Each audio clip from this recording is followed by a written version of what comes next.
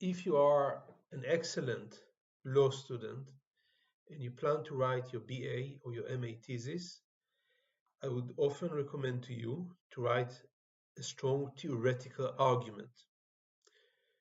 It's harder to write a theoretical section than to write a descriptive section, and I think that it's recommended for a lot of students that don't handle theory that well to write mostly descriptive sections. They would have to have a section about theory, but this will be mostly about methodology. In contrast, if a student is very, very good, they can write an assignment that is mostly theoretical and a little bit less emphasis on the descriptive sections. So this means that you have great motivation, excellent skills, and you're going to write an assignment that includes sometimes, if it's a PhD, hundreds of pages, if it's a thesis, a bit less of theory. The question is how to do that. Now that's a big question, and I think that you can give many different answers for it, but I want to give a series of rules and ideas that will help you in writing your theoretical sections and speed up and improve the quality of the process of writing. My name is Shai Lotan. I'm Associate Professor of International Public Law at the University of Copenhagen Faculty of Law, and the purpose of this series of lectures is to help you improve your English and your research skills. Before I get to my recommendations on how you should write theoretical sections, I want to share with you a relevant personal story. When I was writing my LLM thesis, I was facing quite a difficult situation. I had personal reasons that made it difficult for me to focus on writing until almost 3 months before submission. And after these 3 months, I was about to be drafted to my mandatory military service in the Israeli Defense Forces. So I had 3 months. I had to write 150 pages, which is quite a lot. And there are also dissertations that are not much longer than that for a PhD. And I had to do it in 3 months. And I had almost nothing. I had a topic, but I didn't have much besides that. Every day, I used to wake up late, watch an episode of Friends, and head to the university, where I just stayed in front of a computer and produced 2 pages. Now make a calculation, 2 pages a day, let's say even 5 days a week, as to 10 pages a week. That's 40 or 50 pages in a month, and in 3 months the thesis was handed exactly on time. I don't think it was the best thing that I ever wrote, but it was enough in combination with my grades to make me receive my degree summa cum laude, and also the first out of a class of hundreds of students. All this was not I think my biggest reward for this work. My biggest reward was that my grandfather, may he rest in peace, he managed to see me give the speech in front of all the students in the term. This was shortly before he died, and that's something that I really, really appreciate. That was, for me, really the biggest reward for this work. Now, I was able to write a thesis in this way because I wrote a doctoral thesis, and I spent the 5 years before these 3 months familiarizing myself with all of Israeli public law. What I did basically, to speak bluntly, I read thousands of judgments of the Israeli Supreme Court.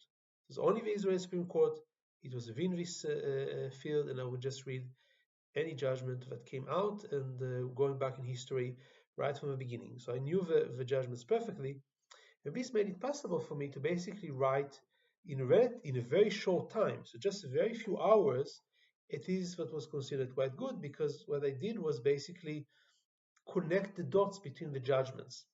So the judgments would make small strides in logical arguments of various kinds. So what is proportionality? What is reasonableness? When should there be an estoppel? All these things that you use in public law. Every judge would make a small contribution. I knew them very well. I knew them almost by heart. So I just had to say a very, very few hours before the computer, connect the dots. So write a sentence, refer to the judgment, and then another sentence referring to a judgment that is similar to it, and so on. That was very easy to do. And I'm very glad that I was able to do it, because part of the reason why I had just 3 months left is because the truth of the matter was I was sick of academia at the time. I didn't feel that it was filling me or a good way to fulfill my dreams, as I thought since the time I started academia when I was 16. I fell in love with it, but then I was really not very happy about it. And of course, what happened was that the army cured me, because after a couple of weeks of waking up at sunrise and cleaning up toilets for a few hours and then cleaning up guns and things like this, I was completely ready to go back to academia very, very quickly.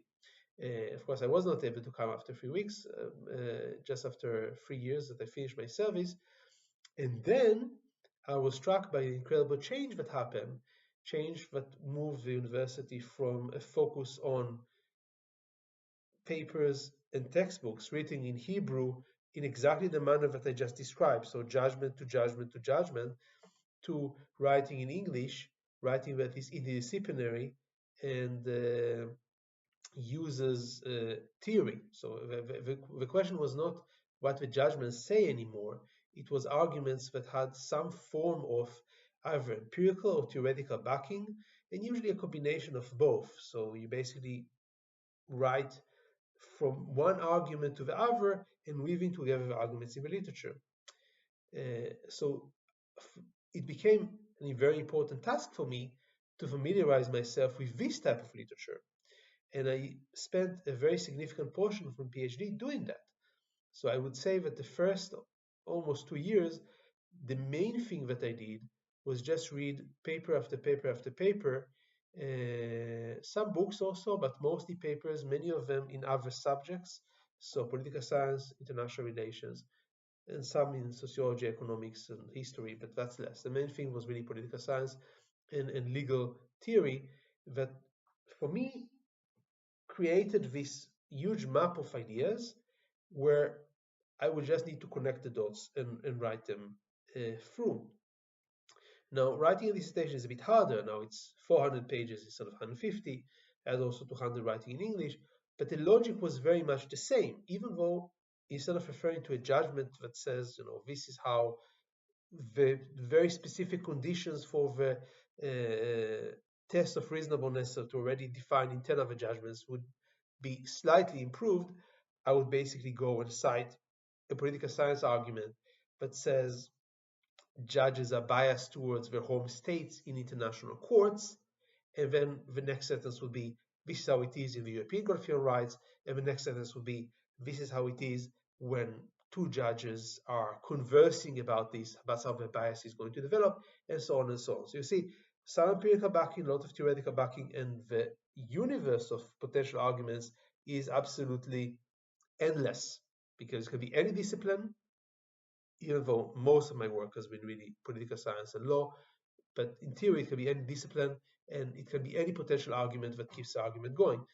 Still, the method was very much the same. I familiarized myself with the literature, I had an argument, I followed through this argument by connecting the dots between different arguments in the literature, and I wrote theoretical sections one after the other. That's really the key. Now, why do I tell all this story? Because I was able to write what was considered quite a good thesis for my LLM, because I did nothing else for 5 years before that, just reading judgments. I was able to write what was considered a good PhD dissertation because, in addition to all the work that I put in before, I spent the first 2 years mostly reading, but then also throughout the next third and fourth and even the fifth year, continuously reading hundreds of pages, sometimes a day, to familiarize myself with literature, and that made my writing possible. Now, you have to decide, if you're a student, do you want to do this? And if the answer is you don't want to be like me, that's perfectly fine. And don't quit law school. I'm not this kind of gurus that will send you to open your own business, editing videos on YouTube. No, law school is a good place. Not everybody has the same goal. We had in Israel Prime Minister, Naftali Bennett, who also was a very successful entrepreneur. He created and joined many, many startups, and he became a very, very wealthy man, a millionaire. He related his story of his law school, where he basically, most of his time, was working on his business. And he said, the happiest moment that I had in my life, as a law student, of course, was when I got my last seminar paper in the entire degree, and I got exactly 60, which is exactly the point that you need in order to pass. And I was very happy, because it really proved to me that I made my mom happy by getting the degree, but I didn't spend even a second more than what was absolutely necessary to do that. And that's perfectly fine. If I completely approve of that. And you can see yourself, I think, as a student, anywhere you want on the spectrum, from a mega nerd that sacrificed his life to write the best possible work of science, as I was, to somebody that cares about anything else. It can be your family, it can be your business, it can be your hobbies, sports, I don't mind, and spends exactly the minimum amount of effort possible, like Naftali Bennett, and getting a 60 and being happy with it. Most of the students, all of them, to tell the truth, are somewhere along this continuum. So position yourself along this continuum and try to see and be honest with yourself. What are you trying to achieve? Are you trying to write something that will later be publishable? Are you trying to develop as a scholar? Are you trying to get the best grade? Define to yourself, what is it that you want to get? And then once you've done that, you can define how long it will take to you to familiarize yourself with literature enough to write the theory section. Now, what I'm going to do now is I'm going to try to help you to save as much time as possible and to get the best possible results within the place in which you are at this continuum. Okay, so now we're trying to allow you to write the theory as fast as possible and as well as possible. And here's my first recommendation. That's something that you should definitely remember all along. And it's very easy to forget that. So keep it in mind. Your theory needs to be simple. Simple is better. Okay? I always tell to my students, especially if they're Israelis and they understand what I'm talking about, you need to think of your theory as an assault rifle, like an M16. An M16, when you try to pry it open, it's very, very simple. It's so simple, but a nerd like me that doesn't have any combat education, when I was doing my basic training and some other courses, I would be easily able to take it apart and put it together blindfolded. Sounds crazy, right? If you never tried it, but it's actually very, very, very, very easy, because there's so few parts and they fit together in a very, very particular way. So that's a very easy thing to do. And I want you to think about your theory just like that. So it's a few parts, not too many parts. You can see it even in the structure of a chapter. So if you find out that you're writing a thesis, it has 20 chapters, that's a no-go from the beginning. I don't care how good these chapters are, it's not going to work. You have a few chapters. Within these chapters, there's a few what I call moving parts. So a few ideas that are connecting to each other, that are moving the argument along. Don't try to overcomplicate it. Many times, there are potential good ideas that kind of are extensions of what you want to claim that you just don't get to in the thesis, and that's perfectly fine. That's why when you are working as a scholar, you're writing paper after paper. You're not putting everything in one paper. So simple, a few moving parts, and these moving parts are interconnected in a way that is logical. So it's not like there's multiple disconnected ideas. You always have to make sure that all the ideas connect into one big idea. And that's true, by the way, if you write a BA or MA thesis or a dissertation or a paper for publication later on. So simple, few ideas, and the connections between them should be clearly understood and easy to explain. That's the first argument. And that's easy to say, but hard to do. Writing in a simple way is not a very easy thing to do. It's something that you get better at with time, but keep that as a goal, as an aspiration. Now, the second thing that I want you to think about is you want to think about the structure of your assignment as resembling what I always call the Christmas tree structure. What do I mean by that? A Christmas tree has a trunk, okay? And then it has basically branches branching out, and they work in a structure where it looks like a conus, so it looks like a triangle towards the end. Now, why is that a good structure? Because everything connects to the trunk and everything is symmetrical. And every branch basically branches directly from the trunk following the same pattern. You don't have one branch going up and one branch going down. So what I want you to think about your writing as something like this. So you have a main argument that's going for the entire thesis, just like the trunk of a Christmas tree. And then you have ideas that are related to it that are helping the analysis. These ideas need to be written in a way that is as symmetrical and as clear as possible. So you never kind of going out on a new track. You never would mistake it to be a different area of a tree, a different tree, a different endeavor altogether. All these ideas are basically keeping up with the same structure. Now, that's a metaphor, but I want you to try to think about it as you write. You have small branches going out of a bigger tree and bigger branches. You have a chapter that is presenting a literature review on something that is essential for you. That's fine. And you have within such a chapter or within any other chapter, any number of ideas that are related to your research that are small deviations from it. If you think about what I just described at the beginning of this video, about presenting kind of a map of the literature where you are basically connecting the dots, you have to understand that every dot, every paper that you cite, every page in a paper that you cite is a slight deviation from the Christmas tree trunk, okay? Because your argument is very, very precise, and this is something that is not exactly on it. But every one of it is also connected to the same structure. So it can be connected to a little branch that helps you along the way to guide the structure of your thesis. That's a very, very important thing to remember as you work, because it's very easy to get carried away with the literature and to basically end up citing things, referring to things, studying things, writing about things that are not directly related. You always need to ask yourself, how is it connected? And always remember, everything is a deviation, because it's not exactly your argument, obviously, but everything has to be a small deviation, and a deviation that, when accumulated with many, many other deviations, guide the structure as this very, very sharp Christmas tree toward a very particular end.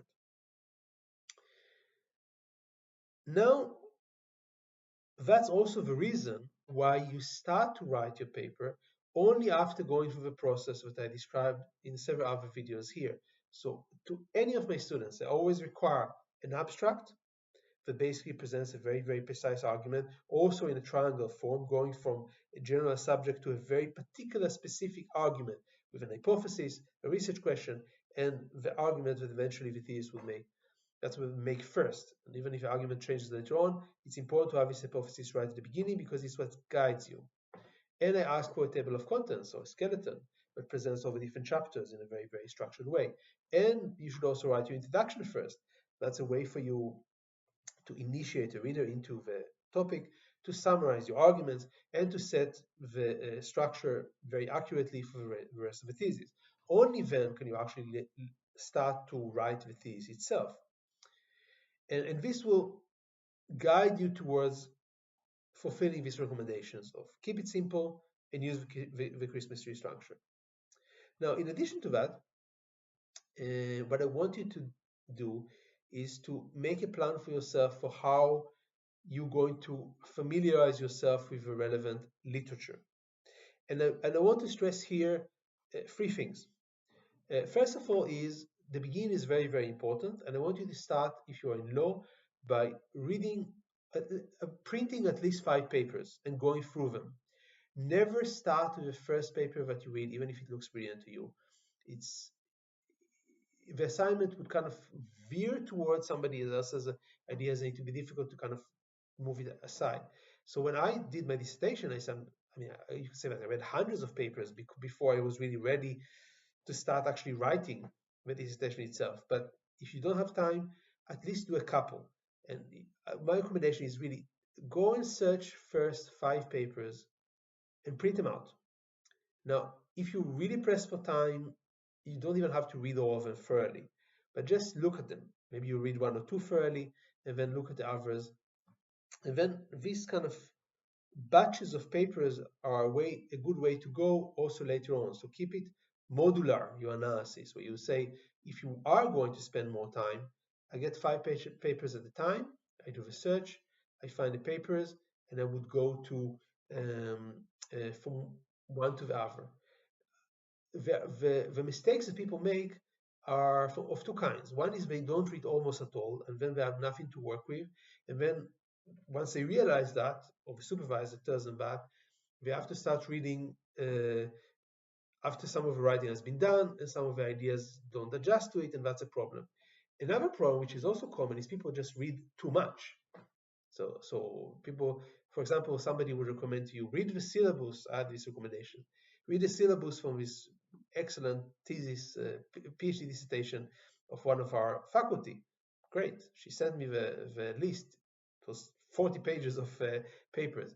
And I think I was very, very proud of myself that I didn't just sit down and read all of them, but I also didn't throw it to the garbage. I set a meeting with her and I said, okay, let's talk a little bit about what is interesting for me and mark a few things. And then we narrowed it down from 500 pages to 10 pages, for 500 papers and books to 10 papers. And then I could, look at some of them and say they're not relevant, but I probably read from the list maybe 7 or 8 papers, which is a great benefit, and they were very, very helpful for my work later on. So I want you to act like this. Make it modular, okay? Segments of, let's say, 3 to 8 papers maximum. Read them through, get acquainted with ideas, get ready, and this will guide you as you write. Second recommendation, always use drafts for your ideas. So don't just read and do nothing. If you're reading from a page, you can mark it with a marker, you can write on it with a pen, but these things are easily forgotten. What I used to do was I kept a file of summaries, short summaries of the papers that I read, and I noted there mostly things that I thought would be helpful later on.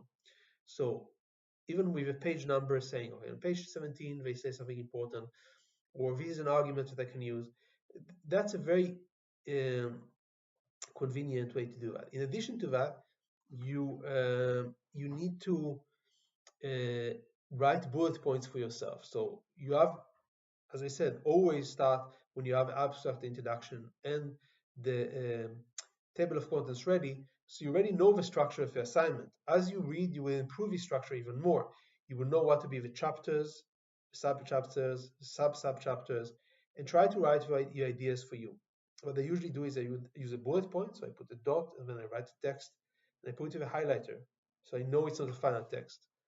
If you feel more comfortable using numbers, I think actually it's even a better idea, because it's a way for you to keep track of how many ideas you have going on. And this will make sure you will not forget the ideas, and you will be able to follow the structure that I recommend. So tiny deviations all the time, leading towards a beautiful Christmas tree to a very particular point. The third thing is, third recommendation is find out what way of archiving the relevant theoretical papers you're going to use. Now, my method was incredibly primitive. I printed all of them, I organized them in folders alphabetically, as crazy as it sounds.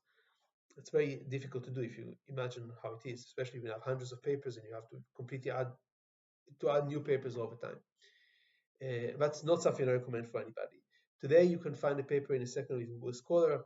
If you are have a trustable internet connection and you have a subscription at the university, you don't even have to save the papers on your computer. I mean, you can, it's always a nice thing to do, but if you're always going to have a Wi-Fi connection and the subscription going on, you don't necessarily have to. But that's not enough. I mean, that's just a record that you wrote, that you read. That's not enough for you to find it accessible later on. You need to have some way of using it. I know there's a lot of technological ways that you can use that would allow you to mark automatically places in the text and to connect them to your own knowledge base. I've seen things like this, they look very impressive. I'm not sure that they are for anyone.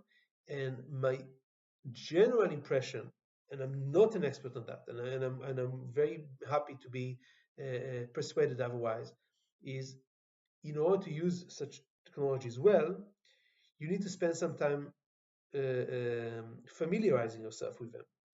Now, if you are writing numerous papers and books, maybe this is an investment that is worth investing.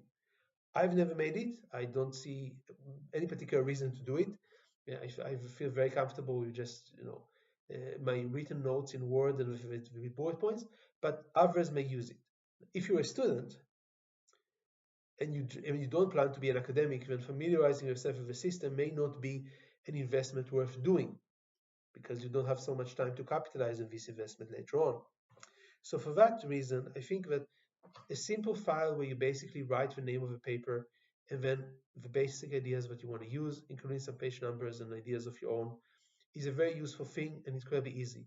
Even if if the Word file becomes 400 pages, you can always search it in a second, find exactly what you want by the name of the author, by the topic, by the idea, and use it. I've seen people that try to make also archives that are thematically based. So I would just write on the order in which I read the paper, just because it's most convenient. But some people would say, okay, so I would take this file and then I would adjust it to my bullet points file or make something in between. So to be topics, and in the topics there will be short summaries of how this paper is relevant. That's also relatively easy to do. But my basic recommendation for somebody even doing a dissertation is have a basic Word file where you write your own ideas about papers. So what did you read? How is it relevant? What relevant pages are there that can be used by you? And so on. And the other file that you should use is the bullet points file where you have already your abstract, introduction, your table of contents, and heading after heading, you just add your ideas. And that's the way I've always worked, and it's definitely sufficient for any dissertation. Finally, two small things just to conclude. One is a bit reiterating what we've said before.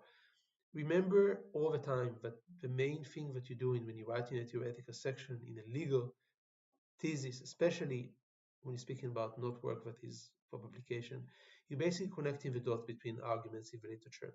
So you want to get to a point where you kind of get a mental map of what are the relevant arguments. Even if an argument sounds interesting for you, even if it's about the same topic, but it's not your discipline or the discipline that you want to use. It's not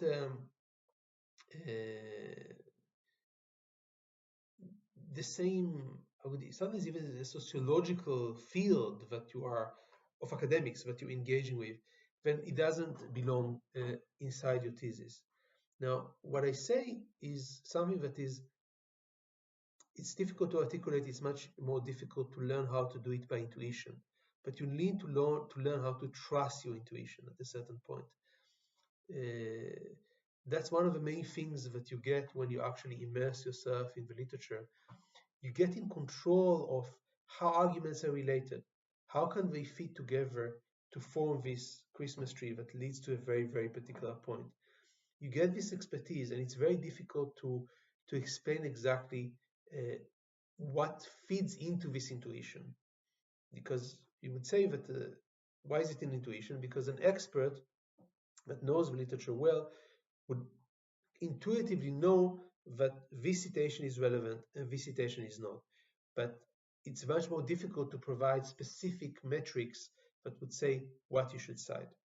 And by the way, in the age of ChatGPT and other AI tools, that's one of the reasons for continuing to work in the traditional way, that you have this capacity to be in control of what it is you refer to, of how you connect your ideas, or how you build your ideas.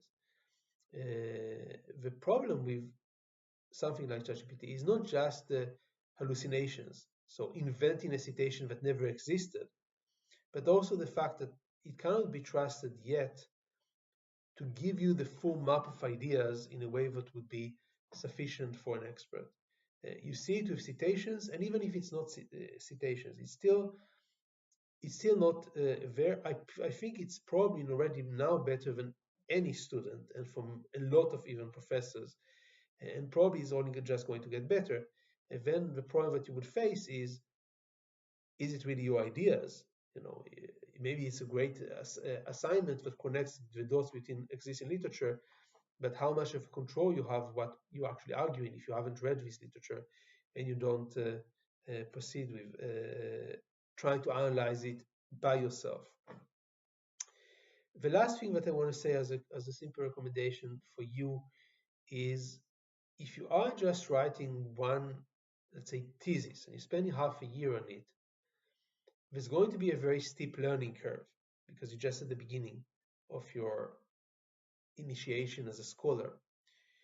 Be aware of that and use that for your benefit. For example, if you realize that today, after 6 months, you understand much better how to write theoretical sections than you did when you started to write them 5 months ago, then go back to your earlier sections and fix them. Okay, it's important, especially because I believe in writing in the order that the person is reading. So you would write an introduction, obviously at first, and then maybe a short descriptive section, and then your first theoretical section.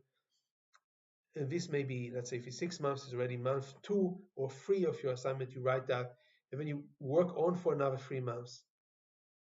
You write very many good sections, but you should go back to your first section and improve that. The examiner would read that earlier. It kind of have a strong influence on your grade, and you want to do that. So use the fact that you are getting better as you work. There's no real shortcuts here. I mean, these recommendations would help you to speed things up and to get to a better results, but you need to put in the work. And if you are already better, go back and re-edit what you work. And always remember, you have to be very honest with yourself about your goals. If your goal is really to become good as a scholar, and that's just the first step in this direction, then use this as a journey to learn from it. If your goal is to get the best grade, then do whatever you can to get the best grade. If your goal is just to pass at the minimum investment, that's also a fair goal. Be honest with yourself and try to fulfill it. That is all from today. From me, Shai Dotan, here at Dotan Learning, and I ask you as always to subscribe to the channel and to like the video and send me any comments that you have. And until next time, keep learning.